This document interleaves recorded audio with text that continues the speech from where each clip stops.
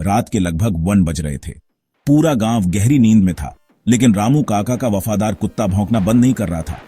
मैं कसम खाता हूं, कुछ भी होने से पहले ही मुझे हवा में ठंडक महसूस हो रही थी।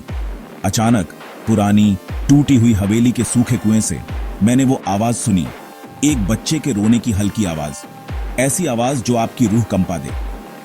कोई फुसफुसा रहा था, मदद के लिए भीख मांग रहा था, मुझे बचाओ, कोई है क्या? सुबह होते होते अफवाह आग की तरह फैल गई। किसी ने कुएं में एक बच्चे को देखा था, काले कपड़े पहने, बिना चेहरे के, बस एक परछाई। और उसी दिन से मौतें शुरू हो गईं। किसी की हिम्मत नहीं हुई कुएं के पास जाने की। गांव के हर कोने में डर महसूस किया जा सकता था। लेकिन शाम 4 बजे तक छोटू, जो सबसे छोटा बच्चा था, गायब हो गया। उसकी मां का रोना पूरी शाम गूंजता रहा। उसी रात देर से ठाकुर हवेली का एक दरवाजा अपने आप खुल गया, एक दरवाजा जो 21 साल से बंद था।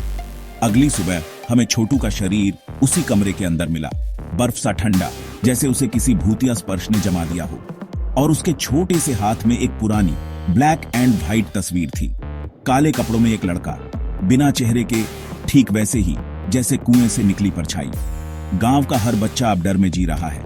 हर रात वो चीखें फिर से गूंजती हैं, मुझे बचाओ, कोई है क्या?